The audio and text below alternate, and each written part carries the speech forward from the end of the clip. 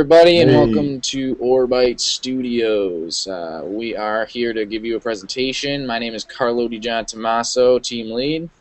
Hello there, Blake Waltney, the UI and menu art lead. Hey guys, my name is Rob Walker, and I'm the particle systems lead. Yes, we are three talented dudes. Alright, so we're actually just going to start off and show you what our game does, and yes, you can get a feel of what we did and what we like to do. So let's start the game. We almost quit it there. That's what it seemed like. Yeah, we're testing out some of the audio sound action that comes up when you hover over the buttons. A little brief intro to things to come for the menu. We'll talk about that later. Right now, it's time for some no tutorial action. We don't No need a tutorial. tutorial. I don't know how to play this game. Because we got it. You think you gonna built We'll it? do a personal tutorial right now. Sounds good with me. Alright. Doesn't get better than that. Yes. So, I think I'll Blake, go why don't ahead we and, talk about it? Yeah, I'll kick it off here. So what's going to be happening is we're just going to witness the beginning of making planets, our solar system, and you're presented with what we like to call the color category selector. And it's got a couple of categories here. We're going to go ahead and flow through them. Yellow is stars, white is miscellaneous, earth, green, space, or humans in space, sorry about that, blue, popular science is purple, space tech is red, and we're going to go ahead with our solar system and make an orange planet. And so what we have here is the main question and answer menu. It's going to pop in and out as you want to answer questions and learn a little bit about the universe. And we're going to go ahead and see that we got visual aid here to help the player out with you know, when they recollect the information, they'll be able to think about that visual and just go ahead and remember it. So we're going to answer the question, go on from there. Rob, you want to take it from there? Here we are at our first mechanic. This is the click and drag. Ooh, yes. What we're doing is we're harvesting the energy from the sun, and we're going to shoot it towards the pip. The pip is our planet impact point, and that is where our unstable planet will be focused. It's going to take 10 energy to get it out there, and right there you just saw our first successful hit in the planet creation process. So each time you click on that pip when the actual unstable planet is inside of it, you're compacting that energy, and then this leftover energy that you see right there, that was a hydrogen fuel cell, and he shoots it back into the sun to refuel it, and then we move on to the next planet. So that is kind of the general outline of how you make one planet, and some other things we haven't really touched on yet, but you do see is asteroids are coming in from all different angles, and you do get a little indicator on the bottom right, and it does tell you that there's an asteroid coming in, and it tells you from which direction, so that when they're in the question mode like they just were, you would get an indication so you know when to hurry up. The gameplay never stops. Exactly. So make sure to look out for those indicators. Yes. So the green is the successful hits right there. And one thing to point out, both of these mechanics, the hydrogen fuel cell and the unstable planet, are slingshot mechanics. So the farther you pull back, the farther it will, or the faster it will fly. Yes, this is all true information. Another question. Another answer. Let's see if this guy's smart enough. Alright. Now I'm gonna hop right back into the action. Because he's a smart kid. Now we have a score there that gives you some points based on some certain things, and you actually just noticed that he missed, and his score went down. The red thing. What happened to that planet's orbit, Blake? Well, every time the player fails to miss the planet impact point, it's going to speed up the planet's revolutions, and it'll increase about 3 times the speed, and that never goes away.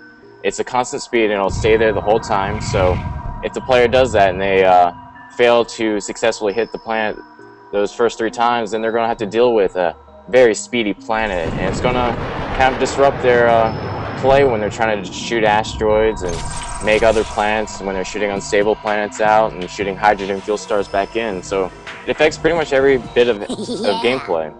So that's the thing to look out for, and it's the challenge in the game for the planet creation part.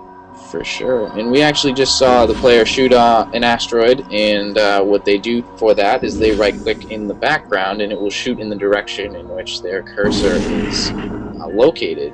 So it is important to make sure those asteroids don't hit your planets, because they will destroy them instantly. So far, the player's doing a pretty good job at getting rid of those. Seems to have all their planets, too. That's probably going to change. Could it be now? Could it be now? Oh, things get a little exciting. Not today. That's nice. Very nice. It's going to continue to keep that sun energy level at a good rate and keep his... That is very important. Yeah. Sun level and the planets are color parameters that are being changed on the fly, so no changing of, you know, static meshes or materials. They're adaptive, which is very, very nice. That's right. They have 5 levels to the sun, I believe. We have a blue, we have yellow, we have red, and we have, well, 4. They're exploding. So if we get down to that last one, you're going to see that sun really explode and give you a nice show. It's very nice. I like that particle effect. And it's actually sort of geared towards educating the player behind the scenes. It's not really telling them anything about it, but if the player knows anything about how stars start out and how they die, those are the colors they go through as they lose hydrogen and slowly grow in size and everything.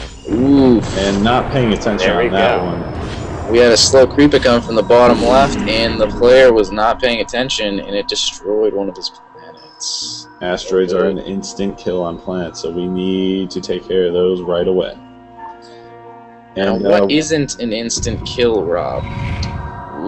Not instant kill. We have the sun flare. The sun flare will increase the size of your planet by 2. It will double it. So for the first hit. By the first hit. That's right. The first hit, Alright. it will double it in size. The second hit, it will destroy it.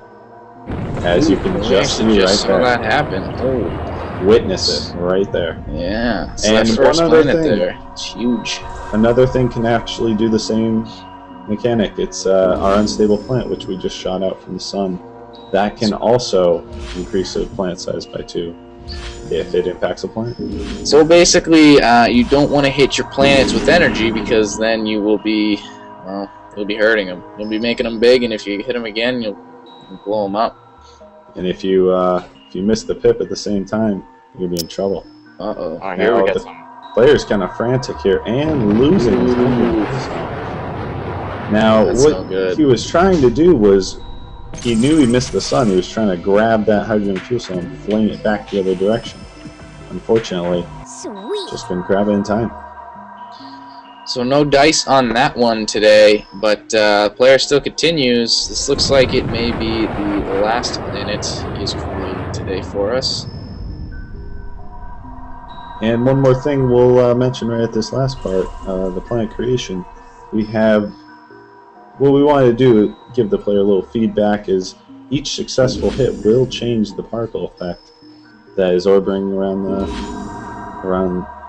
that's in orbit. So it's just a nice little feedback for the player. Something else to look at as well. So let's get this last one in.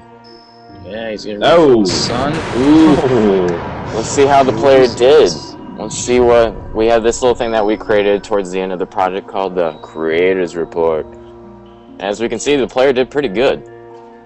So we are gearing this towards the education aspect of our game, so that the players don't just skip over the questions or, you know, not care too much for them. So it is important to make sure your creator's report is a good one. Now we are back into the menu, and the lake will be showing us around and seeing what he did to make this thing beautiful. Alright, so as we navigate through the menu, we're going to notice a couple things that we sort of wanted to make the menu kind of pop out and sort of hopefully make it a little toy for the player to mess around with. And before it was kind of, you know, just a normal buttons and names, and that was it. And we made it sparkle. And so as you can see right here, the player can hover over things. It makes sounds, and each one has their own unique sound.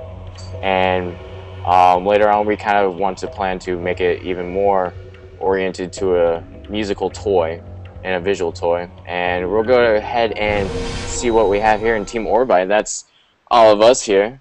And geez. we'll just take this time to cut that hair. We'll hey, lots of love. How can you stop that? Come on. All right. So, as you see, as we hover over our faces, we have our special thank yous that we have there and what we did on the project. Where'd that chin music go?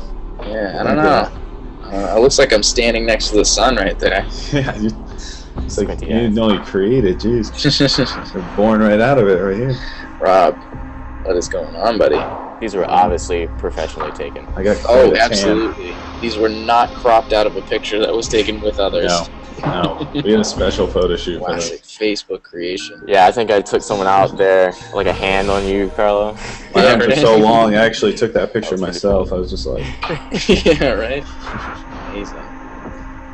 And, yeah, we have a long list of things people would love to thank, inspired by, but these are people that directly were related to things that we see in our game. And big thanks to them for all their help and support. Matt and Jared for pretty much saving our high ends and giving us the chance to put click and drag into the game. And Joe Batelli. And collisions. Yes, and collisions. And Joe Batelli with his nice sultry British voice helping us out with our presentation, making that, you know, give that the extra And the whole Full Sail game design staff. We wouldn't be here without you, and we appreciate everything you've done. And all this, Thank you. The time you spent with us. Oh, and that last but not least, what made this all possible. The big players. Without these tools, we would have absolutely nothing, because we cannot just straight sit there and make code stuff. So, thank you, Maya, for not crashing as much as you normally do for me for the past 3 or 4 months. Thank you, Adobe Illustrator and Photoshop, for your nice visual tools to help make our games sparkle. You know, and the Unreal Engine. The main player, our visual scripting could have done without it. Yeah, thank you for being there and also not being there sometimes. Y'all know about that, though. So I think we're done with the menu. We'll go ahead and escape from the awesome visuals and the music and go ahead and hop into the simplistic bonus we made for you guys. So the bonus, this was an interesting creation. It was something that we thought about halfway through the project. We talked to a lot of the people that were testing our game, and they were a little frustrated because they were having so much fun shooting the asteroids, but almost didn't want to because of the fear of hitting their own planets. So what we did is we got rid of the planets. So this is the bonus. It is asteroids coming at you from all angles constantly, up to 30, and you just gotta shoot them. But you do have to watch out because you could run out of sun. So there is no hydrogen fuel stars just magically popping up. You gotta don't spam the right mouse button and be accurate. Which is tough for some people. That's what a good game designer does. We listen to the community, listen to the audience, give them what they want. For sure. Thus we have a bonus. Yes. So that's about it for the bonus.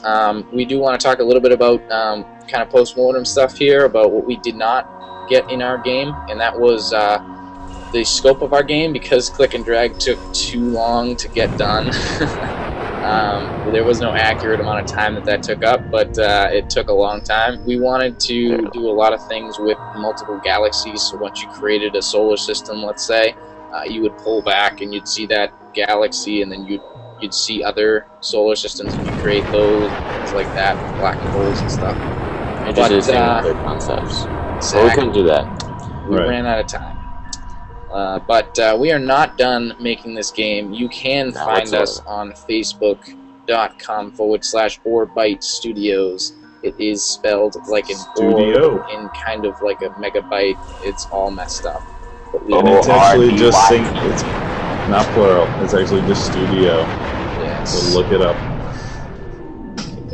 So yeah, I mean, that's kind of it. We wanted to thank you guys for coming. I want to thank Blake and Rob for your support and all of your hard work, sleepless nights, this whole process. It's been fun. We're on our last one.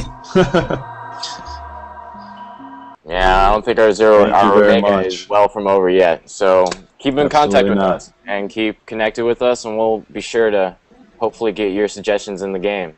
Yes, and if you guys need any help in the future, we are here for you. Thank you, and signing off.